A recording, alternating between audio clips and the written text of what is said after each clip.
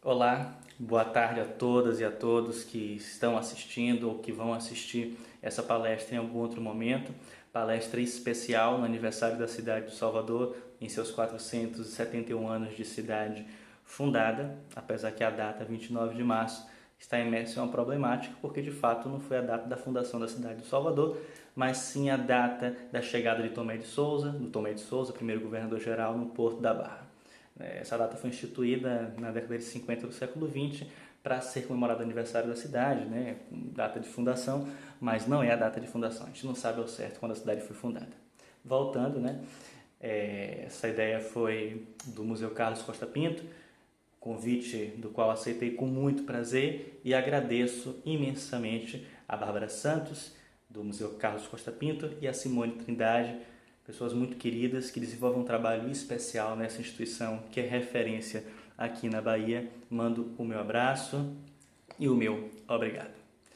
Nessa fala, ao longo dessa pequena apresentação, de forma virtual, vamos fazer um passeio na cidade do Salvador na virada do século XIX e primeiras décadas do século XX, momento de importantes transformações no que toca ao seu espaço urbano, que definiram muitos limites da cidade naquele período, naquela época, intenções no que toca às suas elites econômicas, políticas, entre outras séries de problemática no que toca à visibilidade da cidade e como ela queria ser vista no Brasil e no mundo naquele momento. Aí a gente já pode perceber um pouquinho dessa visão. Como a palestra está sendo gravada, né, online, imagino que não possa apresentar todo o conteúdo da pesquisa, até porque ficaria um vídeo muito longo, eu nem sei se vai ter como disponibilizar completa no Facebook e no Instagram, mas de qualquer forma os links, as referências e as imagens eu vou tentar colocar ao longo do vídeo, né? Então não se assustem se aparecer uma imagem ou outra de alguma construção, de alguma casa, de algum palacete, de alguma região da cidade do Salvador, que por acaso eu venha falar nessa apresentação. Feito isso, a gente começa de fato a apresentação da palestra, né? E antes de começar, a ideia de colocar Salvador e a sua bela época tropical é evidentemente proposital, porque Salvador, óbvio, que não vive essa ideia de Belle Époque que a gente imagina, né, como aquela Belle Époque europeia que a gente vê nos livros, né, na literatura, etc. E tropical, evidentemente, porque estamos falando de uma cidade aqui dos trópicos, brasileira, assim como o Rio de Janeiro também experimentou e tentou fazer suas reformas urbanas. Por mais que a cidade do Salvador tentou se europeizar nesse momento do início do século XX, a cidade ainda continuava imersa em uma série de complicações do ponto de vista das intenções políticas daquele período, né? E os espaços escolhidos, o comércio e o Corredor da Vitória, foram assim elencados porque são objetos de uma pesquisa que já tem quase 10 anos, 9 anos e pouco, que surgiu inicialmente no Corredor da Vitória, utilizando fontes iconográficas, e depois partiu para a região do comércio, utilizando não só fontes iconográficas, como também alguns discursos, algumas formas de vender essa região comercial e a cidade do Salvador no início do século XX.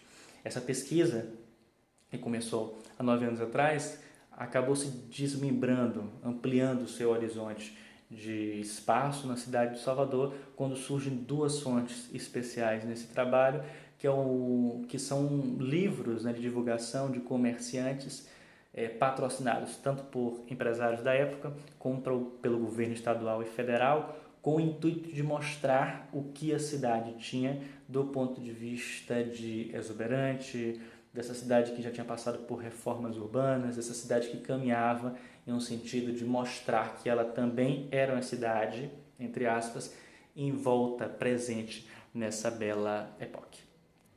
Só tirar uma imagem que está aqui na frente para a gente poder começar. Então, nesse sentido a gente pode dar início, né, de fato, ao roteiro da apresentação.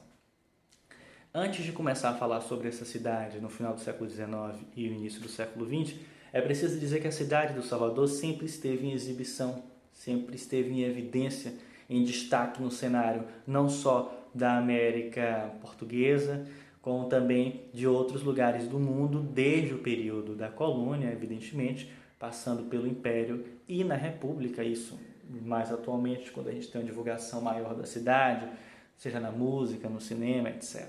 Mas voltando ao período da colônia, não podemos esquecer que a cidade de Salvador foi capital da América Portuguesa até 1763. Isso é um fato muito importante, porque tudo que toca decisões em seu espaço jurídico, político e econômico e religioso, de uma forma ou de outra, passava pela cidade. Então, sua região comercial, a Cidade Baixa, o Porto de Salvador, os empreendimentos que ali estavam locados, né? O Palácio do Governo, a Câmara Municipal, o Tribunal da Relação, entre outros espaços de cunho jurídico, político, tinham importância no cenário baiano, do recôncavo e brasileiro. E mesmo quando deixa de ser capital, isso na segunda metade do século XVIII, a Bahia continua com importância política e também econômica, não podemos esquecer do seu porto, né? O Porto de Salvador, e de toda a importância que ela continua desempenhando no cenário político durante o Império. Então é um estado e a sua capital, né, a cidade do Salvador, que mantém ao longo de todos esses séculos um discurso de um estado imponente, de um lugar de riquezas e de grandezas que não vai desaparecer mesmo com as mudanças que acontecem no Brasil. E é por isso que o estudo do Reinaldo César Nascimento Leite, A Rainha Destronada, e esse título é bem sugestivo, é tão importante para a gente contextualizar esse trabalho, porque ele vai trabalhar com os discursos das elites políticas sobre as grandezas e os infortúnios da Bahia nas primeiras décadas republicanas. Dialoga perfeitamente com esse momento que a gente está trabalhando. Enquanto eu vou focar muito mais do ponto de vista iconográfico, das reformas urbanas, das transformações que aconteceram no cenário da cidade, no comércio e na Unicultura Vitória, né? Esse livro vai trazer, através dos registros, dos relatos dos representantes políticos, todas as intenções por trás desse momento, que dialoga, por outro lado, com outro livro essencial para a gente entender, que é A Formação das Almas, do José Murilo de Carvalho, que mostra o panorama da República, a tentativa da República se firmar enquanto a nova realidade no cenário brasileiro. Portanto, explicar esse momento, na verdade, que a cidade passa de transformações urbanas, ou seja, final do século XIX e início do século XX, é interessante para a gente entender os rumos que a cidade toma, que o estado da Bahia toma nas décadas seguintes, em especial a década de 20 e década de 30. Mas isso aí já é uma cena para um próximo capítulo. Como eu disse, Salvador sempre teve em exibição, e esse fato de ser uma cidade em destaque, uma cidade de importância no cenário político, vai continuar presente, inclusive nas respostas das intenções políticas desse momento. A cidade do Salvador, antes das reformas propriamente ditas, as reformas de Seabra no início do século XX, é uma cidade, assim como outras tantas do Brasil, que passa por uma série de problemas urbanos. Esses problemas urbanos não vão desaparecer no início do século XX, evidentemente, assim como não desapareceram no início do século XIX com a chegada da família real na Bahia. Tentaram fazer uma série de obras, modernizar ponto A, ponto B, C da cidade, mas os problemas urbanos continuaram, inclusive com o papel incisivo da Associação Comercial da Bahia. Mas a cidade, juntamente com outras cidades do Brasil, fazem parte de um panorama político muito complexo. A gente não pode esquecer que no final do século XIX tivemos uma mudança no quadro político brasileiro extremamente significativo, que foi a queda do Império Brasileiro, da figura do Pedro II, e a instauração da República, que foi um golpe militar, evidentemente, e essa República não vai deixar de impor esforços para mostrar, primeiro, que agora estamos em um país republicano, um país moderno, um país aberto a esse progresso, um país que dialoga com aquilo que estava acontecendo em outros lugares do mundo, inclusive com a realidade europeia, realidade norte-americana, realidade inglesa, etc. Um país que está aberto economicamente também.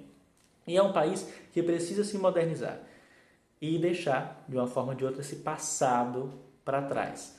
Vamos construir um novo momento. Não é à toa que as cédulas, as moedas, os monumentos, a própria bandeira, os heróis que são construídos dialogam com isso. E as cidades também.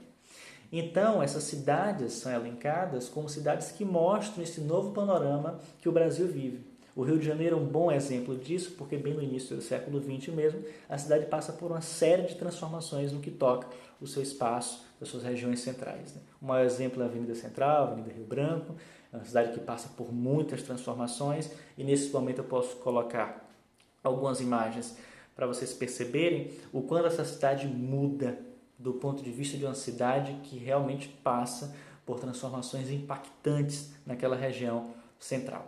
Então, de ruas estreitas, de ruas mais apertadas, com uma série de problemas sanitários, a gente não pode esquecer da revolta da vacina, entre outras questões. Essa cidade é aberta, vias novas surgem, mostrando prédios, seguindo em especial uma característica arquitetônica mais para o ecletismo, eclética, muito próximo dos prédios franceses, seguindo as reformas do Barão de Haussmann, da segunda metade do século XIX. Essa cidade é fotografada, essa cidade está presente em postais, em selos, em cédulas e moedas. Os ângulos dessas fotografias são intencionais, ou seja, o fotógrafo direciona a câmera para mostrar a imponência, a monumentalidade dos prédios, o que a cidade tem de novo para contribuir nesse cenário brasileiro.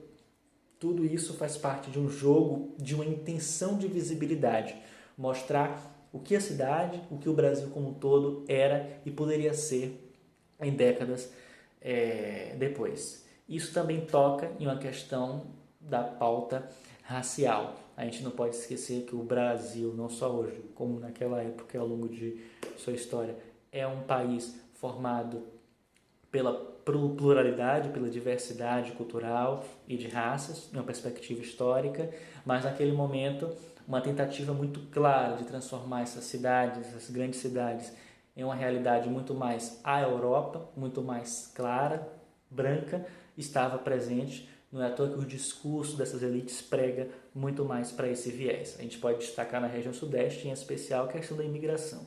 Tudo isso toca nesse momento de transformações que a gente destaca, né? A saída de pessoas, a expulsão de pessoas que moravam nos cortiços para outras regiões, destruição de casas para outras casas serem construídas, remodelamento de fachadas e por aí vai. Então são questões para a gente pontuar nessa realidade do Sudeste, em especial do Rio de Janeiro, então capital federal. Não podemos esquecer que naquele momento o Rio de Janeiro é capital federal, Salvador não era mais capital, né? E isso acontece no início do século XX. Essas reformas aqui na cidade do Salvador vão acontecer de forma mais intensa algumas décadas, alguns anos depois, isso mais configurado no governo do Seabra, né, até 1916, isso continua no ano de 1920. Esse recorte que eu traço até o ano de 1920 é por conta das fontes que eu estou trabalhando, né? Os trabalhos dos comerciantes, né, e das elites políticas até 1920. Mas a gente pode ampliar esse recorte até até a década de 30, onde a cidade continua passando por reformas. Mas focando nesse momento, Salvador passa por essas grandes obras no comércio, na Avenida 7 de Setembro, que é então construída nesse período, 1913, 15, 1916. No final do século XIX, a cidade do Salvador, mesmo criticada por viajantes, criticada por essas elites que queriam modernizar essa cidade, discurso que continua no início do século XX, é uma cidade que possui beleza nos seus detalhes. Não podemos esquecer desse ponto. Inclusive essas belezas, esses ícones, são destacados pelos comentários de viajantes, por descrições da época. É uma cidade que desperta encantamento. Trago essas informações para a gente não pensar que só tinha problemas, né? Se a gente pegar Paris na época, Londres, uma série de problemas urbanos, inclusive de saneamento, também existia. A gente não pode esquecer isso. Porque é interessante, quando a gente lê um livro do século XIX, um comentário de um jornal do final do XIX, do início do século XX, apontando defeitos, críticas na cidade, Salvador, Rio de Janeiro, etc., a gente não pode esquecer que as grandes cidades do mundo também passaram por esses problemas. Claro, com diferentes realidades, com diferentes cenários, mas todas elas estavam imersas nesses problemas urbanos e nas suas tentativas de melhoramentos.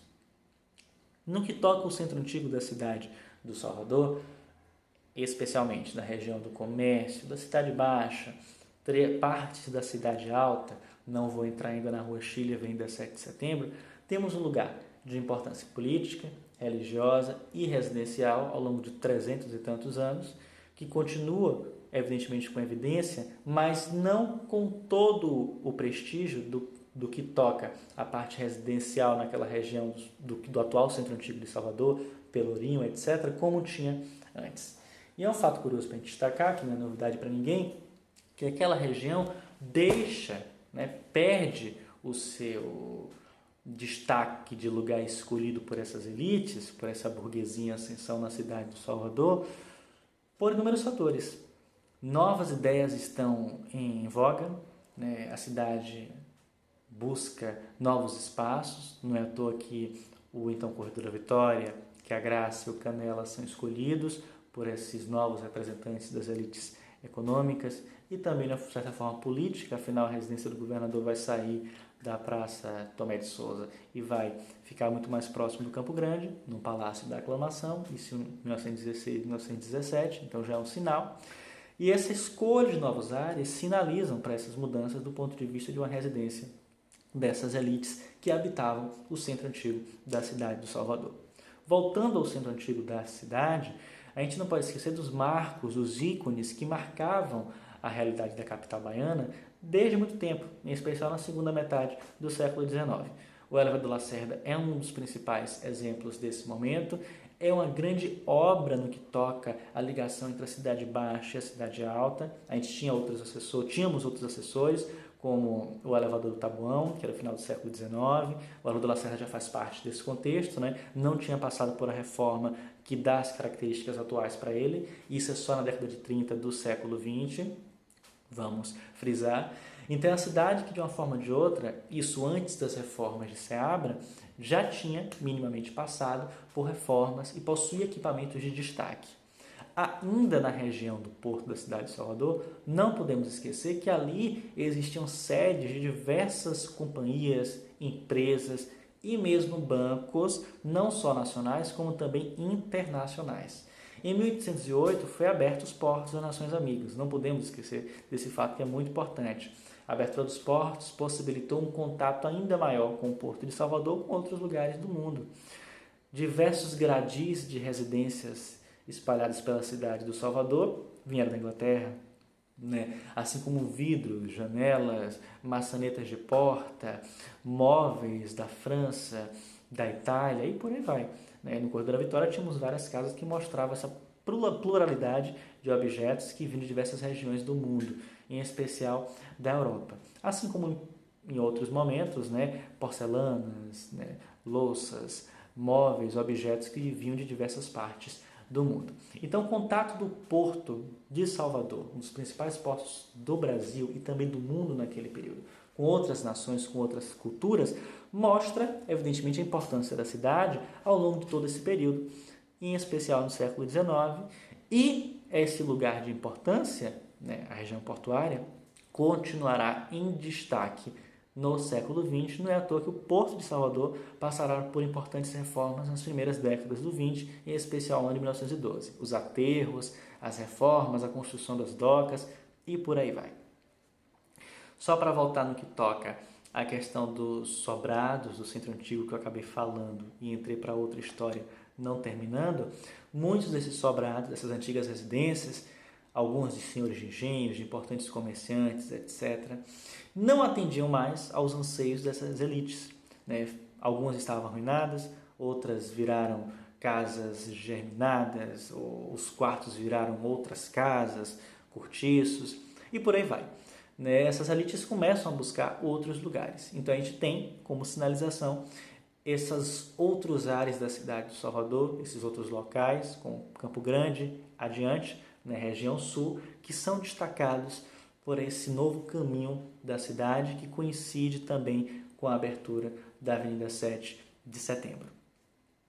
A cidade do Salvador no século XX, esse é um ponto bem interessante para a gente destacar, para a gente ter uma noção do espaço da cidade, do ponto de vista da população, do que era a cidade naquele momento, tinha em torno, no ano de 1900, 205 mil habitantes. São Paulo, um pouquinho antes, no final do século XIX, tinha muito menos do que isso. Só para a gente fazer uma comparação do ponto de vista das cidades naquele período do XIX. Em 1910, ou seja, 10 anos depois, a população de Salvador aumenta para 242 mil pessoas. E em 1920, no término desse nosso recorte, ela já está em 283. Então é um aumento populacional não tão gritante assim, mas significativo. Então, naquele período, final do século XIX, início do século XX, destacava-se na cidade, em especial, 2 distritos, um deles com 11 freguesias e o outro com 6 freguesias, só para a gente fazer uma contextualização espacial. Os distritos eram Sé, São Pedro, Santana, Conceição da Praia, Rua do Paço, Pilar. O distrito da Vitória era muito mais amplo, pegava Barra, Graça, Rio Vermelho, Santo Antônio, Mares, Penha, Brotas, Pirajá, Paripe, e Passé e Brotas. Isso já juntando todas as freguesias citadas. Nesse contexto, apesar de percebermos na cidade de Salvador uma certa diversidade no que toca a seus espaços social, alguns estudiosos, algumas descrições da época mostram de forma muito clara, muito visível, uma certa caracterização do ponto de vista dos habitantes de cada bairro. Ou seja, era possível ver um recorte muito evidente social, ou seja, de classe, naquele período, onde morava as pessoas com a condição social, um poder aquisitivo maior, e onde moravam as pessoas que não possuíam um poder aquisitivo tão grande assim. E como, de uma forma ou de outra, essas medidas de política pública foram intencionando a saída dessas pessoas. Existem comentários, por exemplo, de pessoas que visitaram a cidade de Salvador, posso depois colocar referência no link para vocês, que visitam a região do Rio Vermelho, do Alto das Pombas, e percebe, ali coloca, esse é um bairro de maioria de pessoas negras. Vai em outra região da cidade de Salvador, como por exemplo Campo Grande, Correio da Vitória, Graça, esse é um bairro onde mora a maioria de pessoas brancas. E isso, não podemos esquecer, é uma intenção, é uma forma muito clara de distinção naquele espaço urbano nas primeiras décadas do século XX. É um projeto político que fica muito claro e que vai se acentuando à medida que novas intenções passam a figurar no pano de transformação do tecido urbano da cidade do Salvador. Adiante, a gente tem pontos que dialogam em um contexto geral da cidade de Salvador. A cidade ganha uma série de melhoramentos, tanto do ponto de vista de transporte, da iluminação pública, automóveis chegam na cidade no final do século XIX.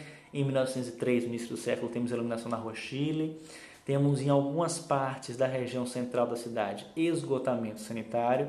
Se a gente voltar um pouquinho no tempo, ver as descrições de diversas obras sobre a cidade de Salvador no 19, a gente sabe, na época da escravidão, que os dejetos eram jogados nas praias, pelas janelas, colocavam em córregos. A cidade era, em um contexto geral, uma situação de saneamento bem delicada, assim como no Rio de Janeiro também. Isso vai mudar no final do século XIX, em especial no século XX, lembrando que as primeiras casas que tiveram banheiro dentro das casas já é a realidade das primeiras décadas do século XX. Final do século XIX, o Solar dos Carvalho, ali na Graça, e o XX com os palacetes do Correio da Vitória, mas eram situações diversas, as pessoas utilizavam pinico, só para a gente ter uma noção da realidade de saneamento da época.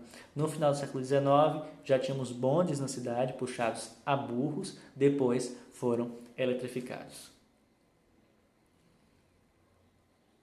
O primeiro automóvel foi no ano de 1901, inclusive foi uma verdadeira festa na cidade, esse carro passando pelas avenidas do centro de Salvador. Esse carro está hoje no Museu da Misericórdia. Outro dado interessante, que está no livro do Pedro Vasconcelos, Salvador, Transformações e Permanências, que vale também a leitura, um trabalho absurdo sobre as transformações urbanas de Salvador, é que em 1915 a cidade tinha 118 automóveis. Isso é um ponto bem interessante, porque quando a gente analisa as fotografias, realmente a gente vê mais pessoas nas ruas, né, do que automóveis.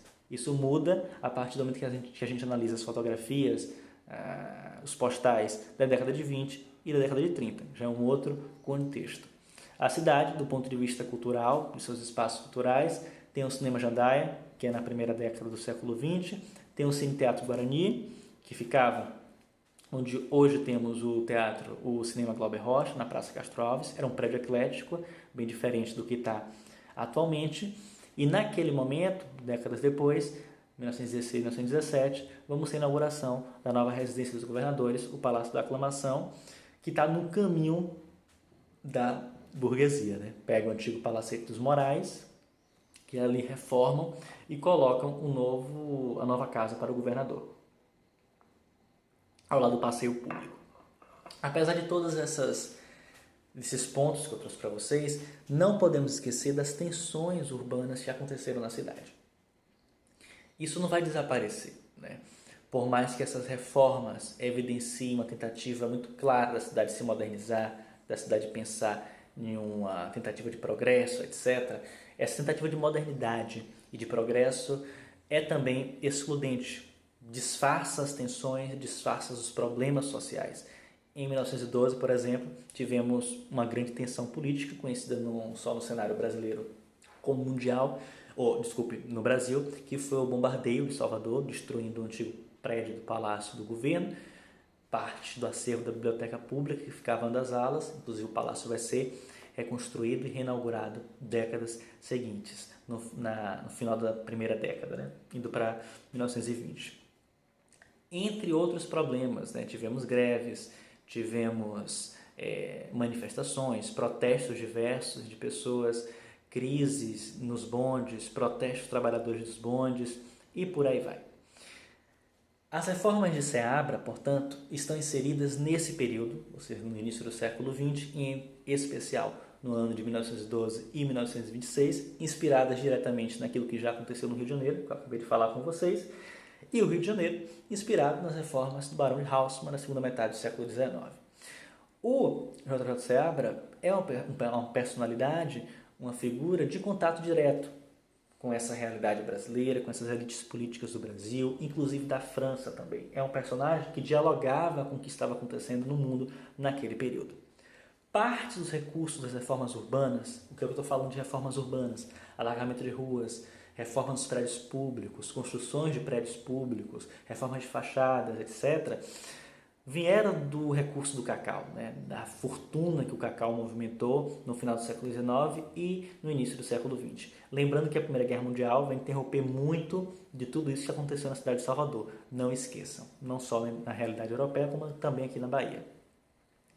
Na época, os prefeitos eram intendentes, só para a gente deixar claro, isso só vai mudar a partir de 1930, onde vão ser conhecidos como prefeitos, né?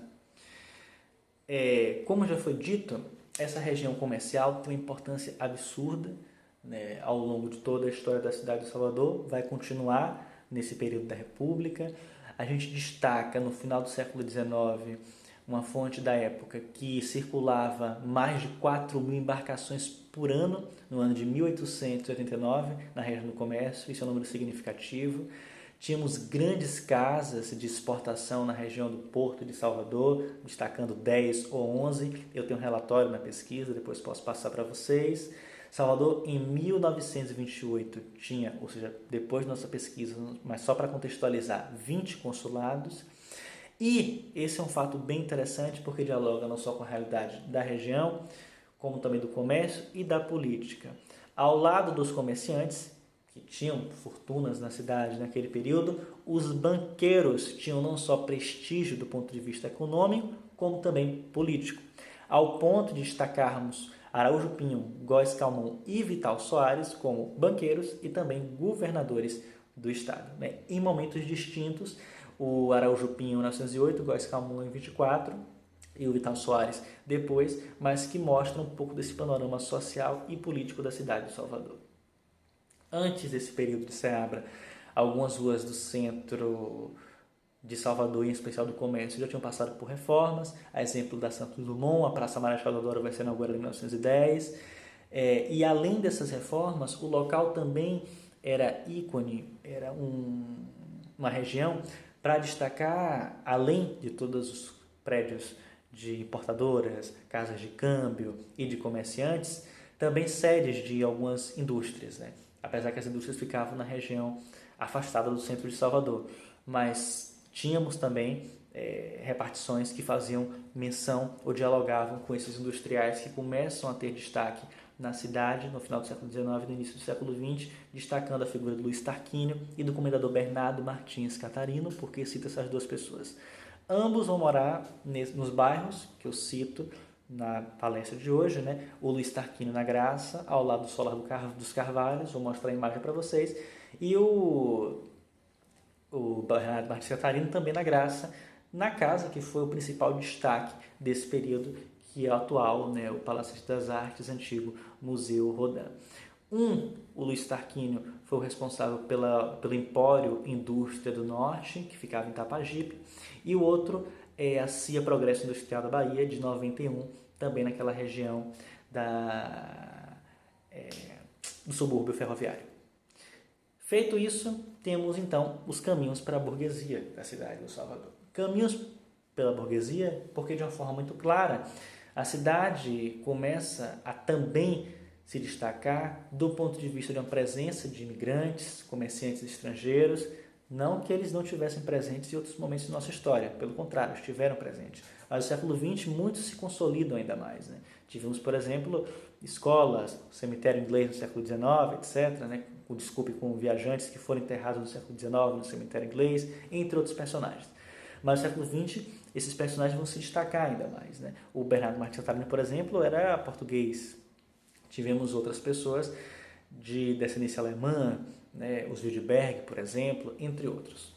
Então, esse caminho para a burguesia é caracterizado em especial pelas regiões do Campo Grande, Corredor da Vitória, Graça, onde são erguidos esses imóveis, esses palacetes, seguindo o ecletismo vigente no período, né? Casas que tem de mais moderno no que toca às ideias de urbanidade, de novas casas para a elite daquele período morar, ou seja, são casas recuadas no que toca à avenida, às ruas, não são casas coladas com as outras, pelo menos as mais suntuosas, são casas que têm um trabalho de jardinagem, um modelo mais ou menos do palacete do Bernardo Martins Catarino.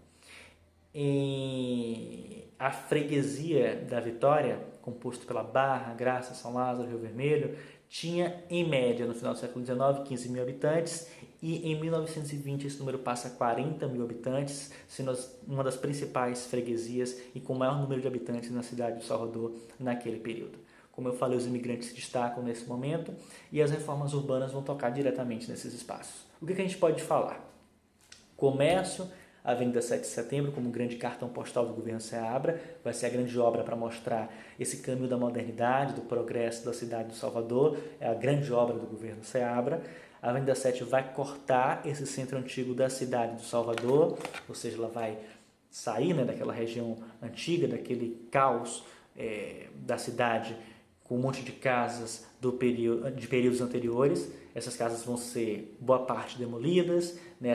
A avenida vai ser alargada, vai passar por esse corredor da Vitória, um nome bem sugestivo, e não podemos esquecer o corredor da Vitória, Avenida 7 de Setembro, e vai até a Barra. É esse caminho que a cidade tenta mostrar como sendo esse momento de esplendor, de embelezamento e de um discurso que dialoga com aquilo que as elites políticas e as elites econômicas já defendiam, tanto no final do século XIX e no início do século XX. No caminho para a construção dessa avenida, não podemos esquecer, tínhamos igrejas, tínhamos diversas construções, o prédio do Senado, por exemplo, que ficava na Praça da Piedade, vai ser cortado ao meio. Hoje só temos uma parte do prédio do Senado, né, e ocupada por um curso pré-vestibular. Tínhamos igrejas, a exemplo da igreja de São Pedro, antiga, que ficava onde hoje temos o relógio de São Pedro, que foi demolida, construíram a nova, em estilo neogótico, na Praça da Piedade. Tínhamos a igreja do Rosário, que ficava onde hoje temos ali as proximidades do Colégio dos Mercês, que foi cortada ao meio e recebeu uma fachada neomorisca, tanto que quando a gente entra na igreja já se depara no altar, porque falta toda a parte da frente, porque ela foi literalmente cortada. O prédio do convento das Mercês, né, do Colégio das Mercês, atual Colégio das Mercês, também vai ser reformado, vai ganhar uma nova fachada neogótica. Temos o Palácio da Aclamação, né, a residência do governador, vai ficar até a década de 70 e 80, quando vai ser mudada para Ondina. Temos os inúmeros casarões, né, palacetes, que tinham no Campo Grande desde o final do 19, né, que vão ser reformados, ou outros serão construídos no início do século XX. E o Corredor da Vitória como o principal local onde tinham os palacetes, onde morava essa burguesia influente daquele período, ao lado da Rua da Graça, região do Canela, Araújo Pinho e na Ladeira da Barra, indo mais para a década de 20, quando são construídos palacetes de maior expressividade. Então, a cidade, nesse momento, passa por obras extremamente significativas que tentam evidenciar a sua tentativa na corrida por modernizar-se, para mostrar que ela não estava atrás com aquilo que aconteceu na cidade do Rio de Janeiro, então capital federal, que ela também poderia viver esse momento de beleza, mas que dialoga também com a tentativa muito clara de disfarce dos problemas existentes. Quando a gente vai para um outro lado das análises das fontes, que é como essa cidade se mostra no cenário nacional ou mesmo internacional, a gente vê que o que é evidenciado na cidade do Salvador é justamente essa cidade moderna. São essas novas construções, são esses prédios em evidências, é a Avenida 7 de Setembro, com o seu máximo esplendor dos prédios recém-construídos, seguindo o ecletismo vigente. E aquela cidade antiga, aquela cidade caracterizada pela diversidade, pluralidade, ela não é colocada nos materiais de exibição. Isso também mostra uma tentativa de clarear, né, de colocar uma cidade do ponto de vista branca, né, como está em um dos livros que a gente trabalha aqui na pesquisa. Uma Atenas, né, a cidade colocada como uma verdadeira musa aos moldes greco-romanos. A cidade negra, a cidade do Salvador negra, né, a maioria da população não aparece no material de exibição por parte dos representantes dessas elites daquele período. Enquanto no 19 temos algumas fontes, temos algumas descrições, alguns registros que até evidenciam esse lado da cidade do ponto de vista plural, né? Posso até colocar alguns recortes para vocês. No início do século XX, a tentativa era muito clara de mostrar essa cidade mais pelo viés de um recorte europeu, uma cidade que tenta se europeizar, do que uma cidade plural e diversificada como Salvador era. Mas isso toca em outro ponto também, que é a continuidade por parte das elites políticas em jamais esquecer do passado glamuroso, do passado de pujança econômica que a cidade do Salvador desempenhou, em especial até o momento em que foi capital ou que teve prestígio político, né? Essa pujança da cidade capital, dessa cidade ícone da colônia, né? Onde os senhores de engenho desempenhavam fortunas a perder de vistas, continua presente na cidade do Salvador e ela fica quase que no meio termo. É uma cidade que preserva esses laços, essa ideia de um passado tão glamuroso e uma cidade que tenta se modernizar.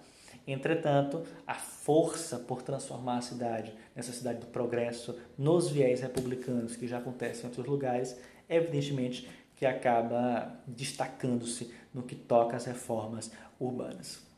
Quando a gente fala de reformas urbanas, das construções dos palacetes que adornaram, né? Que adornaram não, que foram mais presentes na cidade do Salvador e começaram a ser demolidos a partir da década de 60, 70 em especial, não podemos esquecer que mesmo seguindo um ecletismo, detalhes em Arte Nouveau ou qualquer neocolonialismo nas décadas seguintes, eles possuíam características que também dialogavam com a realidade local.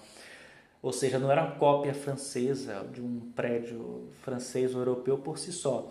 Tinha uma realidade, ou tinha uma inserção na realidade sociocultural soteropolitana, baiana, brasileira. Na fachada a gente poderia ver elementos, adereços que poderiam fazer referência à importância do fumo, do café, brasões diversos, estátuas que faziam ligação com a história da Bahia.